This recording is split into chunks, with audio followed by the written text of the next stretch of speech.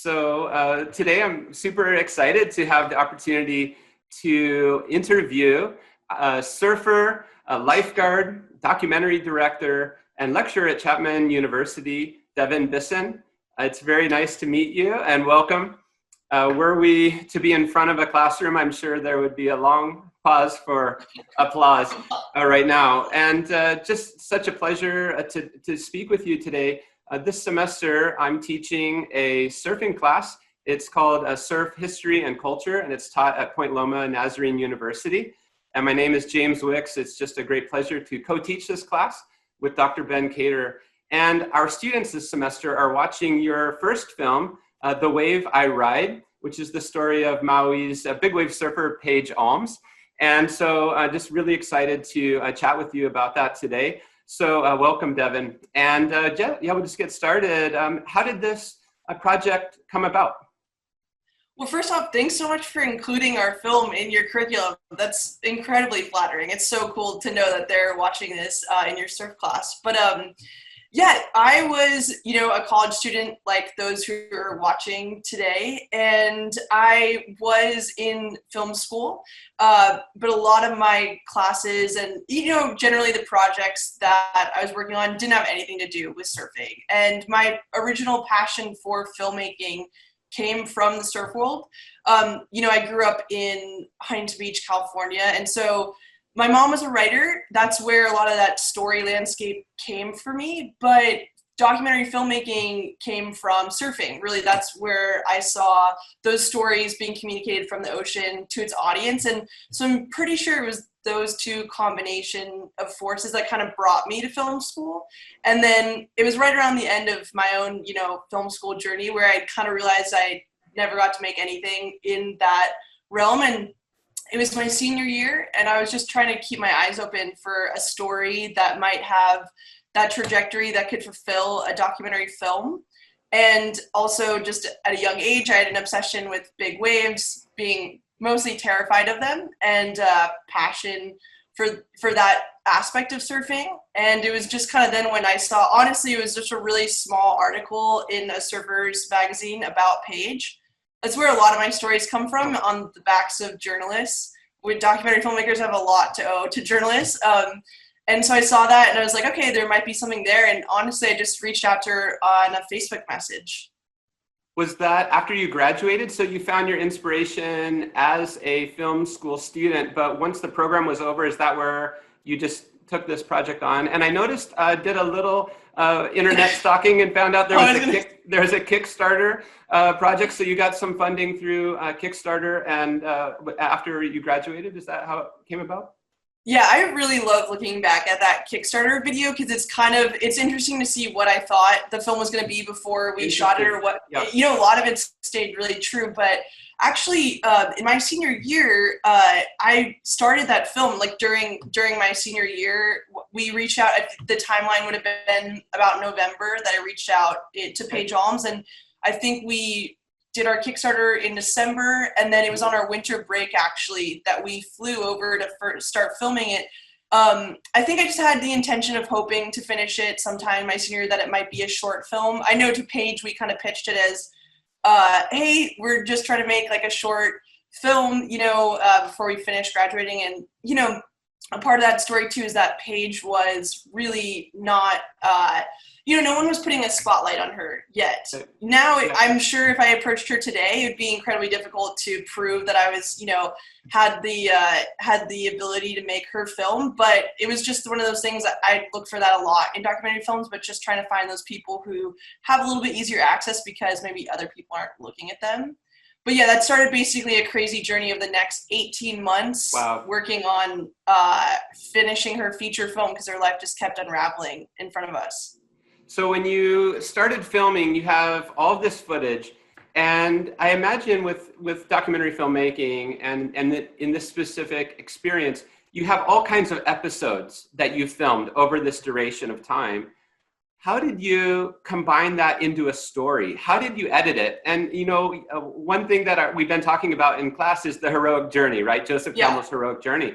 And when we want to tell stories, even in pop culture, sometimes we tend to use fictional analogs as a kind of, as a blueprint for where the story might fit together. I'm just curious, how did you edit all of those episodes into what, as a viewer of your film, is a really convincing story? Oh, thanks. I appreciate it. Because, I think, so if you go back to that background of my mom was a writer and even later in her career, a memoirist. So I was always obsessed with biographies, memoirs. And on top of that, I was also really interested in spiritual journeys. So I did, like, at a young age, I actually read Joseph Campbell before he was introduced to me as, a story structure piece, which is honestly, that connection is something that always tickles me a little bit, because I really was obsessed with his books way before college. Reflections on the Art of Living is a good one to read. But when I realized, in film school, talking about the hero's journey, I had a class actually that we had to try to pick a film that could disprove that the hero's journey wasn't in it, right? And so, yeah, filmmakers would really say that that is the backbone of storytelling. I feel like from a young age, I identified those life stories because it was such a backbone of, literature that I had absorbed. And it was really helpful for me, basically through my own life experiences, the readings I had done, to kind of see those patterns that happen in people's lives, right? Yeah, for sure. That's what the idea of the hero's journey is that it repeats in anyone's life that you can relate to. And so I think that intuition, I like to, like, intuition plus, like, I was just reading a new term lately when I'm on a new, film journey, intestinal fortitude, but the ability to, both pace, like, what's happening for her before it unraveled in front of us. Basically, you have a blueprint of an idea of what might happen for this person's life. And then you just keep piecing it together with clues of scenes you collect. And I would, I'd like to say that you are always right with your guesses, but there is a bit of, I don't know what you would call it, like whether it's magic or, the constellations all connecting together. But there is an aspect of the unknown coming together with your gut instinct and then creating this piece. So that having that writing background, though, almost like preparation in a sports game or whatever, that then when you're presented with those moments where you have to bet on someone, it's like all that preparation coming to tune, if that makes sense. So it is a bit of guessing, but I like to say, like, documentary filmmaking is like working on a sculpture, and you have this intention for what it is, but that sculpture is also running away from you. So you're kind of responding to what's happening to its life as well. But definitely that writing background is huge. Are there moments, do you think, that, that was your first film? It's 5 years old now, going on 6 years old. It's amazing how I think that important the film is. And as you were saying earlier, it's having a 5-year anniversary, and I think it will definitely get back into the limelight where it deserves. But as you look back on that earlier film, do you think that maybe it was a little bit less, like more of an unconscious experience as you're putting it together? Do you feel like you're a bit more conscious of that sculpture that's running away as it's occurring now that you've moved on to other films? Yeah, I mean, it's definitely, there's so much happening, like, unconsciously, like, whether you want to say, like, spiritually, sometimes, like, when I try to talk to my students, I try to get them to be more comfortable with the idea of just, like, all these subconscious things that are happening, spiritual things. Life in itself is such a spiritual, deep experience, and we're always trying to reflect and understand what's going on in our own lives. And so getting my students more comfortable with this understanding that, like, we as, writers and observers and documentary filmmakers are trying to translate someone else's life for an audience, knowing those, tools that create a riveting story. But then just honestly, having engagement with a, reflective life of just understanding, like, what happens in lives. And so, yeah, I think, acting like there isn't this, large part that's unconscious would be, it's just very much a part of the documentary experience. And so it's sometimes difficult to talk about because it sounds a little bit ethereal, but it's so much a part of it. Yeah, I love it. And I like how you use the word magic. And it's cool that in the creative process, how those pieces can come together and how they do that is really, it's just cool to see it all come together. Go ahead. Oh, I was just going to say one thing, because this is where, so documentary film that gets a little bit in trouble, because it's such a fine line between between being something that is just happening and you happen to be there and collect it, and people thinking that that means that documentaries have like a lack of preparation. Sure. Because basically, long story short, just for any of your students who are interested in documentary filmmaking, I would encourage them to read, in lieu with Joseph Campbell's work, but also Story Genius by Lisa Cron. Just also talking about those actual, neurological demands that humans have for observing stories. So there are actually rules, that create a compelling story. And so when you're saying that there are scenes that come together in our film that tell a compelling story, it's like there is that aspect of the unconscious, but also that actual craft of storytelling right there coming together to make that film. That's, so anyways, I just always try to be. No, I love that. And maybe it's a question I was thinking of asking later, but I think now it might be a little bit more appropriate. That music in the final wave of the film, of the Paige Alms story, by Phosphorescent, if memory serves, it just fits so perfectly. And I hadn't listened to that song for 5 years. And then as soon as I watched your documentary, I was listening to it over and over again. That seemed like one of those moments where the music and the moment and the editing and maybe your memory of the experience, as well as just being there when it occurred, just all seemed to converge. How did that final song selection work out? And did you have that kind of maybe that magical moment occur there for you? Yeah, for the longest time, we had no idea what the ending of the film was going to be. And we actually were, in terms of that, magical journey that interacts with your filmmaking process.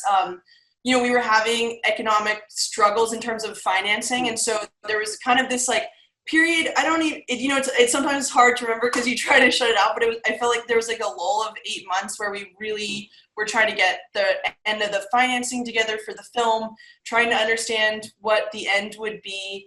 And, during this time, Paige's life was unraveling in front of her. And I remember getting a call from Elliot, one of our DPs in Maui, just saying, Paige just caught the wave of her life and I have the ending to your film. Oh, wow. We weren't even in Maui when that occurred.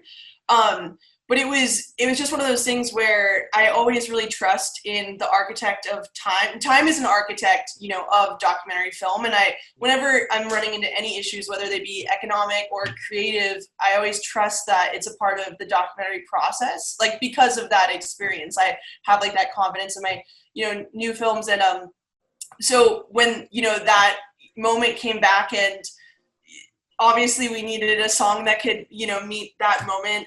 And we were really lucky. Actually, the music's a really big part of my films for myself. We have a great friend of the film, Matt Costa, who created actually a majority of the other songs that are in the film. Fantastic. And so this last song is actually ironically one of the films that we licensed. And yeah, I mean, I don't really know how to put it into words, but if you hear it, obviously it is the song, like for that scene. Yeah. And just it captured it so well. So I was happy you said so because it's very emotional every time we watch it. That's fantastic. What did you learn about Paige Alms? Did you overcome your fear of big waves by just her mere presence, or were those things that you learned captured on film, or were there things behind the scenes that you learned about her that maybe folks might not have been able to access as clearly through the film? Yeah, I mean, with Paige, there's very few characters that can fill a documentary film. There has to be so much there in order for there to be enough that can cross the screen. The coolest part about documentary film, and a lot of documentary filmmakers will say this, but it feels like there's a lot more breadth for like the complexity of being human to come across than in maybe a feature fiction film with the time that you have. And so Paige's, I wouldn't call myself just a surf filmmaker. Like I'm really a character-driven documentary journey-looking story filmmaker, and Paige fills that. So she's unlike the average surfer in that regard, where she is really fearful of big waves, but she prepares for them, and she has a huge life other than surfing, and we tried our best to show that her artistic side, her connection to gardening and nature, and her desire to just kind of create and cultivate a community, which is unique to Maui, and the fact that that big wave's right there for them to share. But yeah, we really tried, I'd say that part like about fear, we really tried to show that that she has that, and I definitely am not ever going to be surfing waves of that size, but I do love watching the film, and I do love, you know, I challenge myself every day in the water. But yeah, with Paige, I think just trying to get that complexity of a character across was a challenge for us, you know, with the average surf film that people think of. So it was definitely an experiment to try to do that. That's awesome. Is there a moment in the film that stands out to you as a favorite moment? We talked about the ending, and that's definitely in the running. But was there another part, maybe a location, a certain shot, a vibe that you remember when you think back on creating it, directing it? I will say like a defining moment for the film where it became a feature film for us, you know, where before it was just a, you know, I'm going to try to make a short film on a surfer, my first go, was basically right after we'd come back from a really magical 10 days of shooting and that first initial shoot in January, yes, where we didn't realize there was a lot there, but we came back from that trip and we were like, wow, I think this film could be a little bit more. Like, I think it could be, I think at first our time, we thought it'd be a 15-minute film.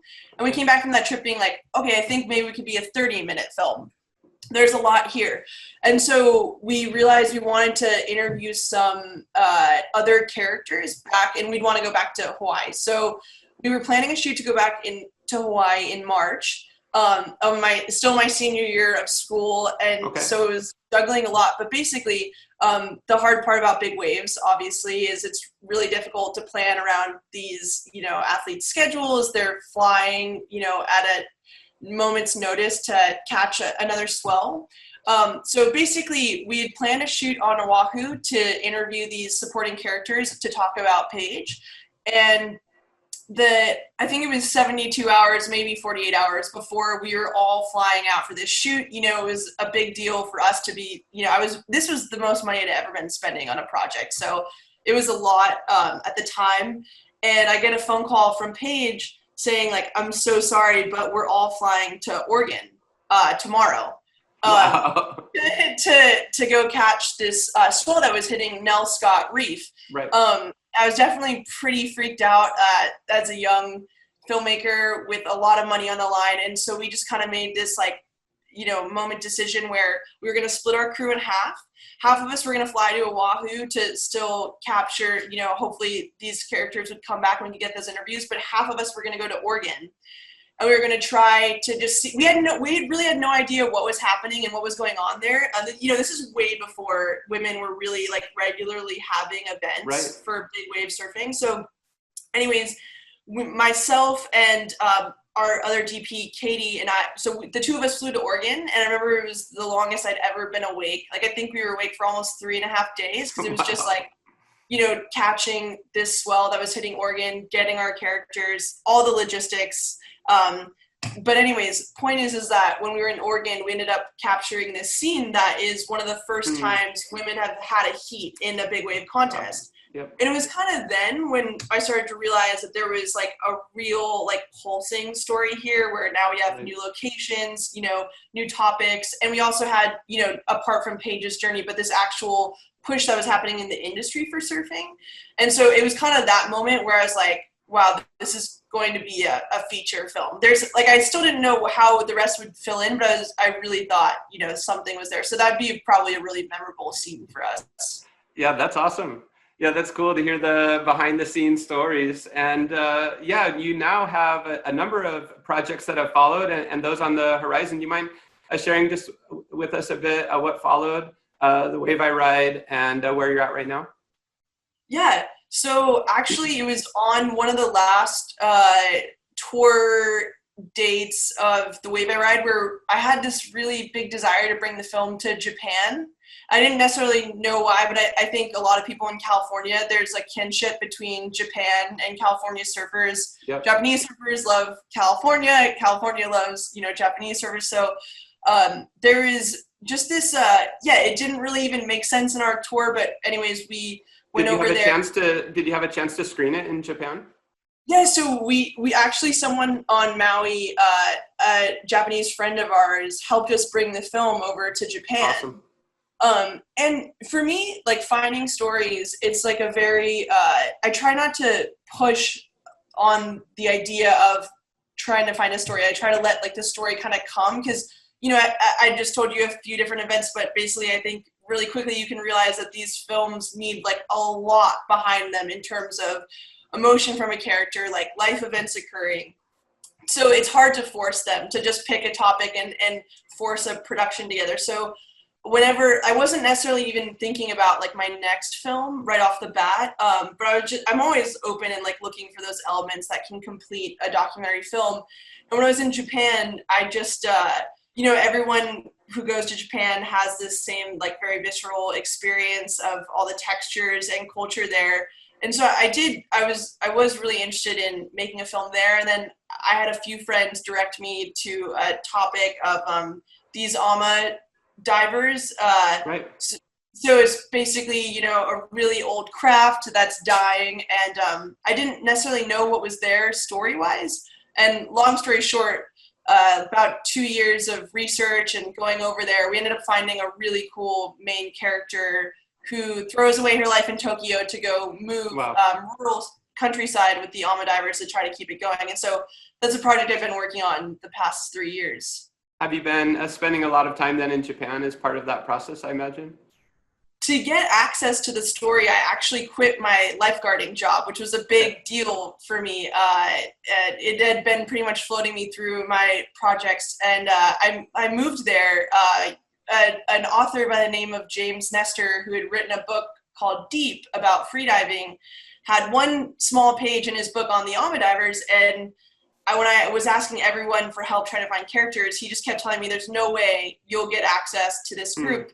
You know, unlike my modern characters where I can email them, have Skype phone calls, meet them, build so much, you know, connection, these women would be almost impossible to find unless moving there. And I don't know what came over me other than like a gut instinct, because it's ridiculous that I thought we could find characters, but I ended up moving there and, you know, for a summer and doing the search of just kind of trying to find our characters. And luckily I did. It's almost a ridiculous story that we were able to.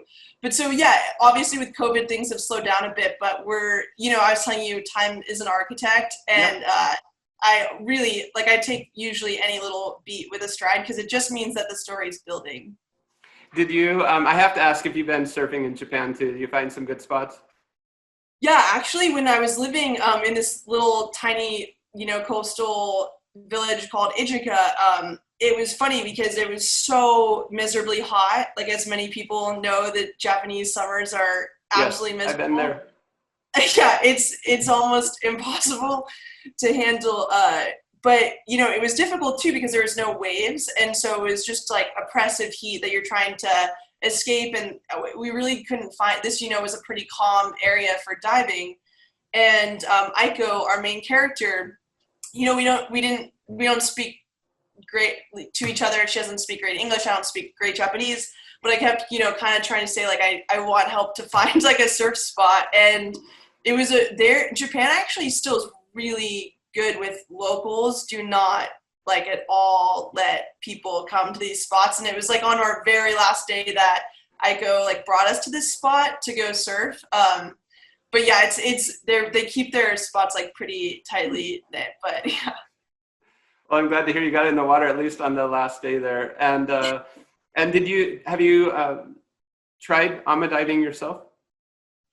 So I'm ironically, like, pretty terrible at holding my breath. I have a lot of friends who are amazing free divers, and, you know, just being like an ocean goer, like I do, like, in essence, like free dive in the sense of, like, I go out there without, you know, a snorkel, go dive underwater. But the funny thing is that, you know, obviously through the film, I have, like, gained a passion for learning about it and extending my, like, breath hold time. But there's actually this really old book from the 60s about, you know, trying to get access to these AMA divers to make a film about it. And they always talked about, like, one of the ways that they got the AMA divers to trust them was by, you know, showing their own strength and being able to free dive. And our underwater cinematographer, a woman by the name of Sarah Lee, she's a great friend of mine, incredible freediver, incredible. Wow. She's in Hawaii, and a huge part of us being able to shoot with the Alma divers was Sarah.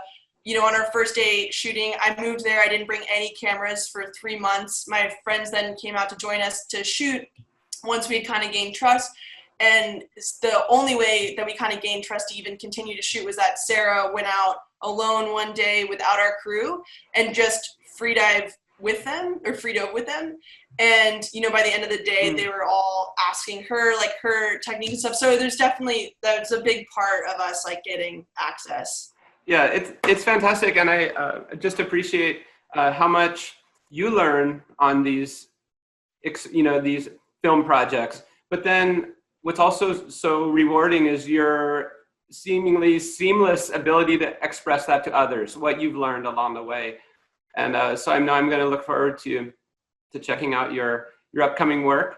And as we wrap up here today, just so appreciative of your time, I just was wondering if you had words of inspiration for people that maybe are getting started with filmmaking and capturing their world in that way, or maybe those that have been working on some projects like you previous to this project, but maybe haven't made one on that's made it to festivals or what have you. What would you say to these up and coming filmmakers?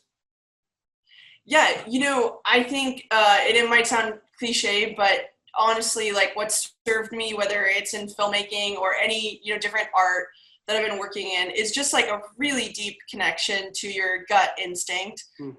So many things, especially, you know, in the world today, like only growing, like things seemingly all the time don't make sense, like how to get money for the economics of a feature film, or, you know, whatever journey you're on, like you're always going to run into things of why it really just doesn't make sense. And, you know, to overcome those journeys, I've always felt like it's just this stubborn nature of knowing that, like, gut instinct, and then just moving forward with it, and just like a relentless, like, I've never betrayed like my gut, and things might have taken longer or slower, but it's just, it comes out like in that product. And so just knowing yourself, which is how you know great stories, is always, you know, part of any journey. And so I try to push that, whatever craft it is, but especially for filmmakers. Yeah, that's fantastic. All right, Devyn, thank you so much for your time today. And I can't wait for folks to hear your inside take on this, especially after having seen your work.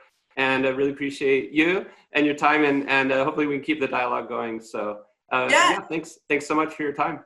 Thank you so much, James. And I hope they enjoyed the film when they watch. I can't wait to hear. For sure. All right. Take care, Devyn.